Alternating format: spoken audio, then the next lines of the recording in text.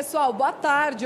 6 horas e 16 minutos. Estamos ao vivo aqui no estande da RPC, o estande do GRPcom. Ao longo de toda a tarde, a gente recebeu vários convidados aqui para falar sobre o quê? Sobre negócios, perspectivas. Afinal de contas, a gente está na Expo Apras, um local de muitas oportunidades para o negócio da rede supermercadista, para os negócios, mas uma boa oportunidade também para os consumidores conhecerem marcas e novidades que vão chegar à nossa mesa muito em breve. Eu tenho o prazer de receber aqui o Leonardo Barion, que ele é diretor comercial da Barion, e a gente vai levar um papo muito doce sobre chocolates. Você certamente conhece a Barion. Leonardo, queria primeiro comentar contigo que quando a gente fala de grandes empresas, normalmente há grandes histórias por trás de grandes empresas. E a história da Barion é uma história familiar, né? Boa tarde para você. Boa tarde, tudo bem? É um prazer estar aqui.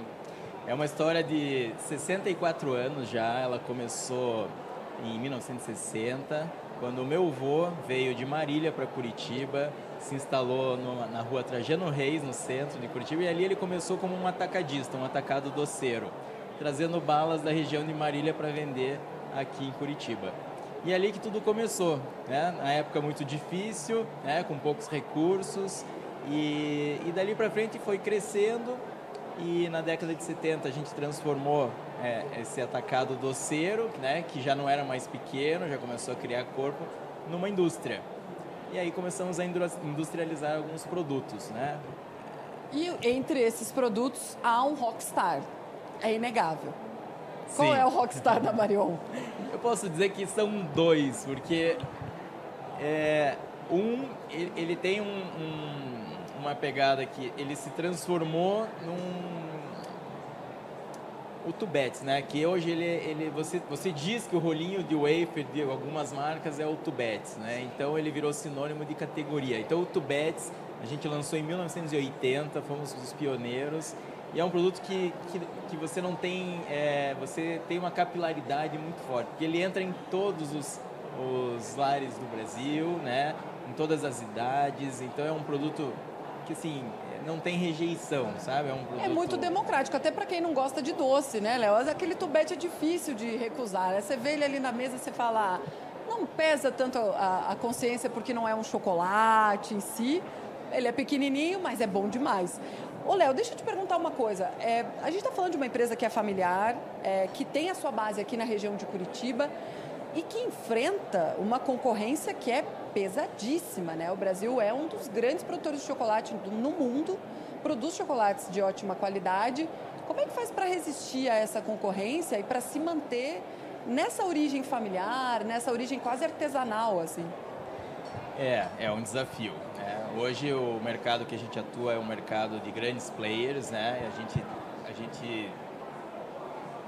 gente faz o que eu considero algo fundamental no varejo, né? Que é fazer o básico bem feito, né? Então, o que a gente busca é sempre prestar um bom serviço. O que eu comento sempre internamente na empresa é que somos uma empresa prestadora de serviço, que trazemos junto conosco os nossos produtos que são muito bons, né? Então, o que a gente preza muito na nossa empresa é isso, a gente conseguir chegar em todos os lares do país com a nossa melhor prestação de serviço, que é aí que traz esse ar familiar, que é você realmente dar atenção para o cliente, é você fazer aquilo com gosto, é tirar um pouco daquela relação fria, né, e trazer um pouco mais de humanização nesse atendimento. Então, acho que isso é uma essência que a gente tem, tá no nosso sangue, né, e isso acho que faz a diferença. E uma vantagem que a gente tem é que tem muito espaço para crescer. Então a empresa cresce, a gente vem crescendo aí nos últimos 6 anos 20% ao ano, esse ano está até um pouco mais alto, e a gente enxerga que assim, aonde a gente faz um bom trabalho, os nossos parceiros eles reconhecem e vão dando oportunidades, porque eles veem que é uma relação muito próxima. E o próprio sobrenome, né, estampando a marca, acho que diz muito sobre essa postura, né, da empresa, de fato, de estampar essa essência familiar. Ô, Léo, você falou sobre os parceiros, né? Como é dividida hoje a produção da empresa de vocês? Vocês acabam fazendo parte aí do mercado nacional, e tem uma curiosidade que você acabou de me contar, aqui o pão de mel de vocês é o quarto pão de mel mais vendido no Brasil e é o primeiro pão de mel vendido numa região específica, é isso mesmo? Exatamente. Isso para nós foi bem gratificante receber essa informação. Hoje somos líderes em venda em pão de mel na região centro-oeste do país, né, e somos hoje o quarto a nível Brasil em vendas de pão de mel. Então, isso mostra que tem muito espaço, né? Se a gente considerar que Centro-Oeste é uma região que está bem afastada de Curitiba, a gente consegue fazer um excelente trabalho lá, temos bons parceiros. E aqui na região sul, né, que é o hábito de consumo do pão de mel é maior ainda, mas independente disso tem mais concorrentes, né? Então fica uma relação um pouco mais difícil, né, de a gente conquistar esse posicionamento, mas o que valeu, que a gente percebe, foram bons parceiros nas regiões onde a gente tem aí uma boa distribuição, que acreditou no nosso produto, acreditou no nosso trabalho, e a gente vem construindo junto, né? Um modelo muito parceiro, muito vindo da nossa essência mesmo, né? Tudo que a gente faz com muita dedicação, né? E aonde a gente consegue parceiros para trabalhar junto, a gente consegue crescer bastante. Ô, Léo, a gente está falando de chocolate e aí quem não está nesse ramo pode pensar, mas chocolate todo mundo ama, é fácil de vender, qualquer pessoa pode vender chocolate, porque afinal de contas é bom demais. Mas não é bem assim, né, Léo? Tem um rigor na qualidade, né, e uma exigência do mercado por produtos que não sejam tão caros e que sejam, claro, acessíveis, mas que sejam igualmente bons. Em relação a essa produção, assim, que desafios que vocês enfrentam, né? Desde a busca por matéria-prima, afinal de contas, os grandes produtores de cacau não estão aqui no Paraná, né? Então, como é que vocês se viram, assim, para levar um produto de qualidade que também tenha preço acessível? Não é fácil, né? O que a gente tem são bons parceiros, né? Bons fornecedores, então isso é uma regra, né? A gente tem uma empresa certificada, então a gente busca parceiros homologados para nos atender. O desafio é você entregar, de fato, um produto de qualidade com um preço baixo, né? Não existe isso, né? Então você tem que encontrar um equilíbrio, um tamanho de embalagem, né? Um percentual de cacau que atenda a maioria dos consumidores. Mas esse é um desafio eterno. A gente tem muitos parceiros, parte da nossa empresa é direcionada para o mercado de private label, que a gente produz para terceiros, né, para outras marcas, e a gente sempre escuta as mesmas coisas, e a gente leva isso muito de encontro com as nossas estratégias com a marca Barillon. Então, todo mundo busca aquele produto de alta qualidade com preço baixo, e aí a gente tem que encontrar um equilíbrio. A gente tem que reduzir custo, né? Custo é igual unha. Aprendi com meu pai, né? E isso eu trago para sempre. A gente tem que, né, ir diminuindo o custo, cortando despesa, automatizando a nossa fábrica para que a gente tenha melhor competitividade e que a gente possa chegar com preços mais competitivos no mercado. Mas sim, de fato é um desafio enorme, né? Principalmente quando a gente fala de grandes players, que são nossos concorrentes. E a gente vai ter que enfrentar um próximo desafio, que é o aumento do cacau, que está vindo aí para atrapalhar um pouco, né? A gente vai ter que pensar de uma forma diferente, mas o cacau é algo que nos próximos meses deve impactar bastante o cenário mundial. Léo, a gente está falando de uma empresa que é familiar e também de uma empresa que se transformou ao longo dos anos, né? Hoje, a Barillon aparentemente teve uma mudança de branding em que houve uma modernização, de fato, uma aproximação, uma marca um pouco mais chamativa, digamos assim, né? Em que momento vocês perceberam que era preciso virar essa chave e que era preciso, por exemplo, abrir uma loja de fábrica para vender diretamente para os consumidores, assim? Não dá para encurtar, porque esse foi um processo muito longo, né? Então, a terceira geração veio para assumir a empresa há mais ou menos 10 anos. E esse processo, na verdade, ele não termina nunca, né? Porque os sócios estão presentes, né? Estão a todo momento de olho no negócio, né? Nos ajudando. Enfim, hoje a troca é muito boa, né? Uma empresa, assim, é muito boa de trabalhar, porque a gente troca muita figurinha, é muito harmonioso trabalhar lá. Mas isso começou há 10 anos atrás, a gente revitalizou as nossas embalagens em 2015. precisou fazer isso, então a gente fez um trabalho de branding muito forte, conseguimos posicionar o Tubets como uma marca mais jovial, né, e trouxemos a marca Barion com mais força nas nossas embalagens e a gente teve que entender quem era o nosso público consumidor e o nosso público comprador, né? E aí a gente teve que conversar, né, com a embalagem, né, através da embalagem com esse nosso público comprador. E isso fez uma diferença gigante do nosso negócio, porque naturalmente, né, a marca pegou força, a gente conseguiu ganhar força na área de venda, né, e aí é um trabalho muito de consistência, né, é fazer sempre o básico bem feito, várias vezes, né, no mesmo dia, na mesma semana, no mesmo mês, e isso é o tempo que vai mostrando o resultado que hoje a gente colhe. Com certeza. Léo, a gente está numa feira em que há muitas marcas aqui disputando espaço e é claro que nas gôndolas essa disputa por espaço também é importante, né? Nas gôndolas dos supermercados, afinal de contas, o consumidor acaba levando o que ele vê. E a Barion está presente também, né, nos supermercados e também, dá para dizer que esse espaço, né, essa ponte feita pelos supermercados também importa, porque de fato por esse caminho que o consumidor acaba encontrando, né? Apesar de vocês terem a loja de fábrica, é nos supermercados que grande parte dos consumidores está, né? Sim, inclusive não falamos da loja de fábrica na pergunta anterior. A loja de fábrica, ela é uma referência hoje para nós, porque traz... ela foi reformada num local que já foi uma antiga loja de fábrica da Barion, né, e a fábrica mesmo da Barion. Então a gente trouxe o CD para esse ambiente, mais a loja de fábrica. Então os consumidores mais experientes, vamos dizer assim, que já conhecem a Barion daquela época, puderam voltar. O pessoal da velha guarda gostou. Né? E assim, a gente percebeu, principalmente na Páscoa do ano passado, que foi uma novidade, o pessoal relembrando de quando eles iam na década de 80 fazer compras lá na loja e eles mostrando as fotos, inclusive, de quando eles estiveram nessa loja há 20 anos atrás, né? E, assim, prazer de encontrar essas pessoas, né? E eles mostrarem, assim, com muito orgulho, a gente mais orgulhoso ainda. Mas falando de varejo, é fundamental a gente ter uma boa relação com esses nossos parceiros, porque é ali que tudo acontece.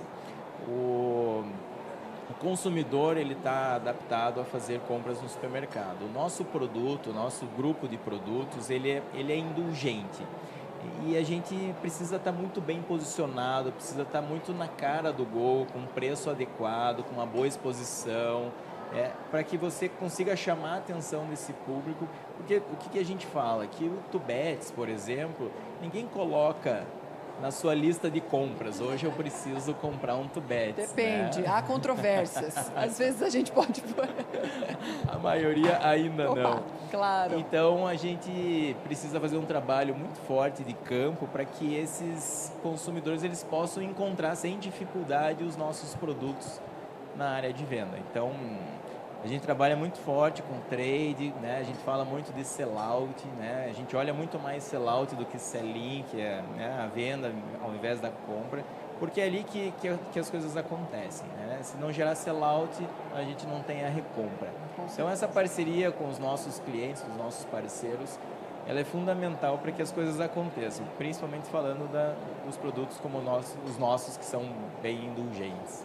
Ô Léo, a empresa é familiar, o seu pai continua na empresa e ele gere de que maneira esses novos objetivos com aqueles objetivos nostálgicos, né? Que com certeza ele tem sonhos que ele ainda não realizou ou sonhos que ele ainda está prestes a realizar. Como é que o seu Romeu atua nessa diretoria? Como é que ele vigia aí o andamento das coisas todas? Eu já tive o prazer de entrevistar o seu pai algumas vezes.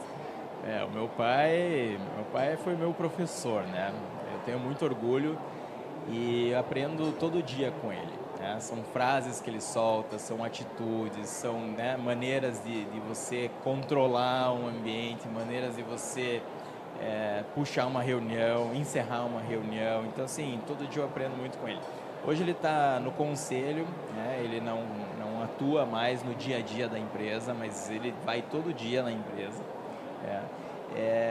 E o dia a dia dele é esse, ele sente cheiro, né? Ele fica farejando, né? Se o clima tá bom, né? Se as pessoas estão trabalhando felizes, né? Se tem alguma sugestão para passar.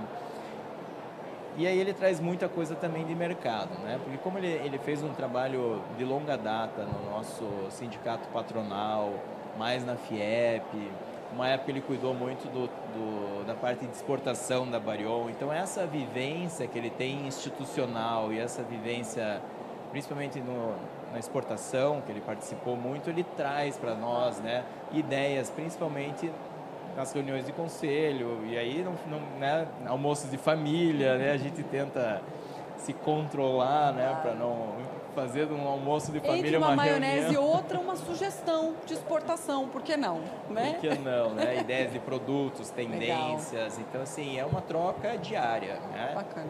E eu tenho o prazer de trabalhar com ele todo santo dia, eu vejo ele e que bom. É uma delícia. Vocês têm quantos funcionários, Leonardo? E como é que é a política de manter esses funcionários nessa empresa e trabalhando durante bastante tempo? Eu me lembro que quando eu estive lá, eu entrevistei uma funcionária que de fato estava lá há muito tempo, gostava muito de trabalhar lá e que tinha essa política também de aproximação com a história de vocês, assim. Hoje a Barion está com 330 colaboradores, a gente roda a empresa 3 turnos, de segunda a sábado. Na Páscoa a gente chega a 500 colaboradores, que é um movimento aí que a gente coloca a produção sazonal de Páscoa em 3 turnos. Depois, as pessoas que trabalham nesse ambiente, chamam a nossa atenção, a gente traz para trabalhar conosco, para ficar. Então, o temporário inicia como temporário e muitas vezes, hoje um colaborador de 10 anos começou como um temporário lá atrás. Acho que o desafio hoje de toda empresa, não só a indústria, né, mas empresas como um todo, e a gente escuta e conversa com muita gente, é a retenção de talentos, né? Hoje a rotatividade, no mercado, ela está acima de um histórico que era considerado bom, mas você tem que trabalhar. Eu entendo que são 3 frentes de trabalho, né? Primeiro é um ambiente de trabalho agradável. Segundo, são os benefícios, né? Que isso seja compatível com, vamos dizer, os concorrentes, né? Os nossos concorrentes locais. E terceiro é a oportunidade que a gente tem que dar para os nossos colaboradores para que eles possam vislumbrar o crescimento na indústria, né? Assim, mostrar onde ele pode chegar e o que ele precisa fazer para chegar lá. Então, acho que isso é uma forma boa, né? E eficiente aí de a gente conseguir fazer a retenção desses talentos. Léo, a Barion não é uma empresa que se restringe à Páscoa, né? É uma empresa que conseguiu fazer da sua produção algo perene, né, ao longo do ano. Eu queria que você contasse aqui para nós qual é o objetivo que vocês têm para os próximos 5 e para os próximos 10 anos em relação aos produtos que vocês desenvolvem e em relação também ao tamanho da produção. Vamos lá. O plano é grande, né? Quando a gente assumiu a empresa lá atrás, a gente conseguiu triplicar o tamanho da empresa em 7 anos. Então, assim, foi uma aceleração muito forte e a gente precisou saber lidar com esse crescimento, porque muitas pessoas acabam não acompanhando aquilo que a gente vislumbra, né? E muitas vezes a gente coloca um objetivo à frente e quando a gente chega, a gente fala, tá, mas a gente já tem que olhar o próximo, e o próximo nunca acaba, né?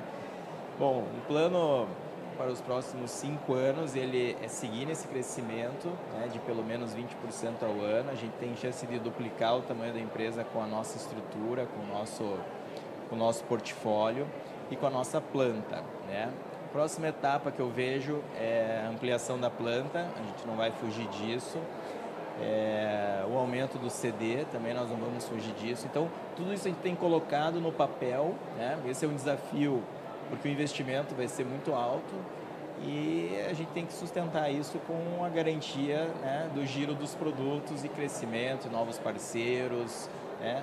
Tem previsão aí de um novo segmento que a gente tem buscado, eu não vou comentar agora, mas a gente quer entrar num novo segmento com a Barion, é um plano, e vai precisar de uma estrutura, não só de planta industrial, mas uma estrutura comercial também para que a gente possa desenvolver essa nova frente de negócio. Então, o plano que a gente tem é um plano de crescimento, né? Eu brinco assim, a gente ainda, apesar de todo esse crescimento, apesar de todo esse tempo de história da empresa, são 64 anos, a gente ainda é um grãozinho de areia nesse mercado que é tão grande. Certo, maravilha. Recebemos aqui com a gente o diretor comercial da Barion, Leonardo Barion. Leonardo, obrigada por estar aqui com a gente. Muita ideia trocada, né? A gente falou com profissionais aí de vários setores diferentes hoje e é uma honra, de fato, aprender tanto sobre o mercado, aprender tanto sobre negócios que a gente nem imagina, mas que movimentam muito a economia do nosso estado. Obrigada, Leonardo, e obrigada a você que nos acompanhou ao longo dessa tarde aqui no estande do GRPcom. Boa feira para todo mundo.